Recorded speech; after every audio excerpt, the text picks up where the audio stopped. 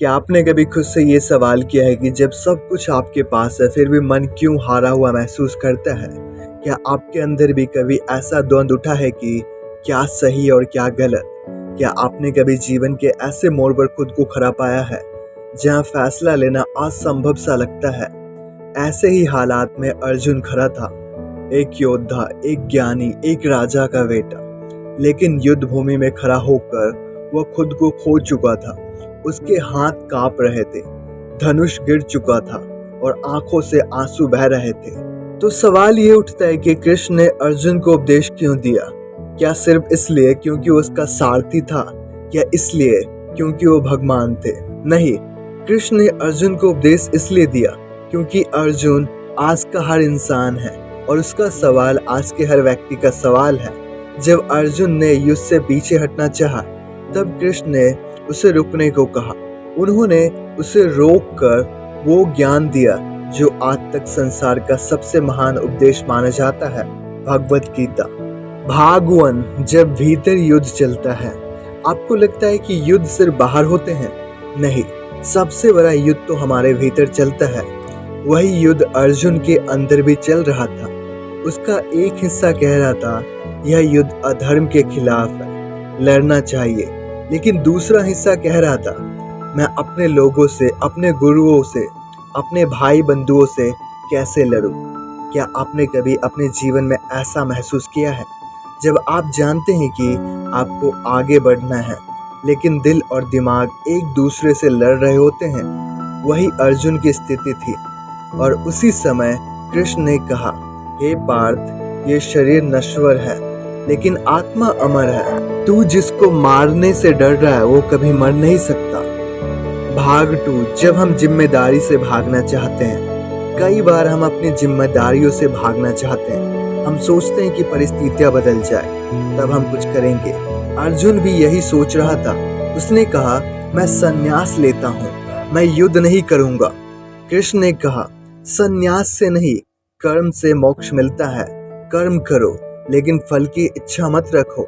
क्या आपने कभी सोचा है कि आप कुछ नहीं कर रहे हैं सिर्फ इसलिए क्योंकि आपको डर है कि परिणाम अच्छा नहीं होगा? कृष्ण कहते हैं, कर्म करना हमारा अधिकार है, परिणाम देना मेरा कार्य है। भाग 3। जब निर्णय लेना मुश्किल होता है जीवन में। अर्जुन ने कृष्ण से कहा, हे माधव, मैं उलझ गया हूँ अपने जीवन में। मुझे समझ नहीं आ रहा कि क्या करना चाहिए। हे प्रभु, मुझे इस उलझन से बाहर निकालिए। कृष्ण ने कहा, हे पार्थ, जब मन भ्रमित हो जाए तो आत्मा की ओर देखो, आत्मा कभी भ्रमित नहीं होती। दोस्तों, आज हम भी बाहरी दुनिया में इतने उलझ चुके हैं अर्जुन की तरह कि हमें अपनी आत्मा की आवाज सुनाई नहीं देती।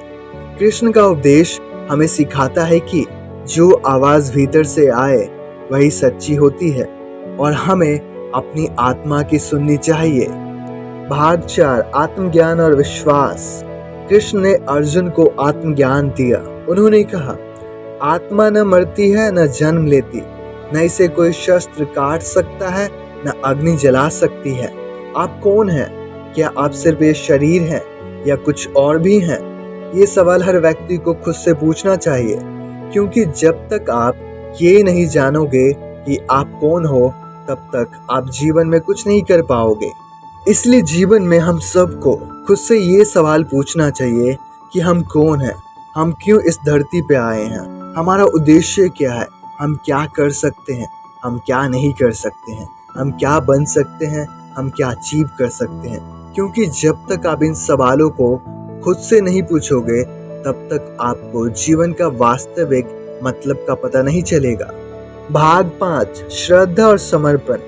अर्जुन ने कृष्ण से कहा, मैं कुछ नहीं जानता, मैं आपकी शरण में हूँ, मुझे मार्ग दिखाइए माधव। जब तक अर्जुन में अहंकार था, तब तक वो ज्ञान के लिए तैयार नहीं था। लेकिन जैसे ही उसने समर्पण किया, कृष्ण ने उसे ज्ञान देना शुरू किया। क्या आप ज्ञान लेने के लिए तैयार हैं? क्या आप अपने अहंकार को छोड़ सकते हैं? क्योंकि जब आप खुद को खाली करते हैं, तभी सच्चा ज्ञान प्रवेश करता है। दोस्तों, एक बात हमेशा याद रखिएगा, जीवन में आप तब तक सच्चा ज्ञान प्राप्त नहीं कर सकते जब तक आप अपने अहंकार को नहीं छोड़ते। इसलिए अपने जीवन में अहंकार को छोड़िए और अपने भीतर झांकिए, क्योंकि जो इंसान अपने भीतर झांकता है वही सच्चा ज्ञानी बनता है। भाग 6, जीवन की दिशा बदलने वाला ज्ञान। गीता सिर्फ एक किताब नहीं है, ये जीवन जीने की कला है। कृष्ण ने जो कहा वो आज भी वैसा ही सत्य है। तू अपनी आत्मा को पहचान, वही तेरा सच्चा मित्र है और वही तेरा सबसे बड़ा शत्रु भी बन सकता है। क्या आपने कभी सोचा है कि जो आपको रोक रहा है वो कोई और नहीं बल्कि आप खुद हैं? अगर हम अपने भीतर के डर, भ्रम और आलस्य को हटा दे तो कोई भी हमें सफल होने से नहीं रोक सकता। यही गीता का सार है। दोस्तों, मेरा मानना है कि हम इंसान खुद के जीवन में अपना ही सबसे बड़ा बाधा बनते हैं। जितनी बाहरी चीजें हमें परेशान नहीं करती उतना हम खुद को परेशान करते हैं, उससे कई ज्यादा हम खुद को परेशान करते हैं। नकारात्मक सोच के साथ, भय के साथ, डर से, आलस्य से। इसलिए हमें इन सारी चीजों पर विजय प्राप्त करना है और जीवन में एक सफल इंसान बनना है। और इसके लिए जरूरी है कि आप अपने दिमाग में सकारात्मक सोच रखें, तब जाकर आप एक वास्तविक जीवन जी सकते हैं, फुल ऑफ सक्सेस, हैप्पीनेस और वेल्थ के साथ। भाग 7, निष्काम कर्म, सफलता का मूल मंत्र। कृष्ण ने कहा, कर्म कर लेकिन फल की चिंता मत कर। आज का इंसान हर काम का परिणाम पहले चाहता है, वो मेहनत नहीं करना चाहता। अगर उसे गारंटी नहीं मिले, लेकिन जीवन में कोई गारंटी नहीं होती, सिर्फ कर्म होता है। कृष्ण कहते हैं, जो सच्चे मन से काम करता है उसका फल उसे जरूर मिलता है, चाहे जब भी मिले, लेकिन मिलेगा जरूर। तो दोस्तों, क्या आप समझ गए कि कृष्ण ने अर्जुन को उपदेश क्यों दिया? क्योंकि अर्जुन सिर्फ महाभारत का योद्धा नहीं था, वो हम सबका प्रतिबिंब था। जब भी हम भ्रम में पड़ते हैं, जब भी हम जिम्मेदारी से भागते हैं, जब भी हम निर्णय नहीं ले पाते, जब भी हम खुद को कमजोर मानते हैं, वो समय होता है जब हमें गीता की जरूरत होती है। दोस्तों, कृष्ण का उपदेश सिर्फ अर्जुन के लिए नहीं था, वो हर इंसान के लिए था, है और रहेगा। तो अब प्रश्न ये नहीं है कि कृष्ण ने अर्जुन को उपदेश क्यों दिया, प्रश्न ये है कि क्या आप उस उपदेश को अपने जीवन में उतारने के लिए तैयार हैं या नहीं। जिस दिन आप तैयार हो जाएंगे, उसी दिन आपके जीवन का असली युद्ध शुरू होगा और विजय भी आपकी ही होगी।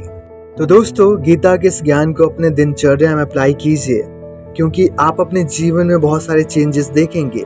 मैं भी अपने जीवन में गीता के ज्ञान को अप्लाई करता हूँ और मैंने अपने जीवन में बहुत सारे चेंजेस देखे हैं और देख रहा हूँ। तो दोस्तों, मुझे उम्मीद है कि आपको वीडियो पसंद आया होगा, और अगर आपको वीडियो पसंद आया तो प्लीज़ इस वीडियो को लाइक कीजिए, अपने दोस्तों के साथ शेयर कीजिए, और हाँ, चैनल को सब्सक्राइब करना मत भूलिएगा और बेल आइकन को दबा लीजिए, ताकि आपको ऐसे वीडियोस का अपडेट मिलता रहे। तो सीखते रहिए और जीवन में आगे बढ़ते रहिए। आप सभी को तहे दिल से धन्यवाद इस वीडियो को सुनने के लिए। अगले वीडियो में मिलते एक नई सोच, एक नए टॉपिक के साथ। तब तक के लिए अपना ध्यान रखिए। जय श्री कृष्ण दोस्तों।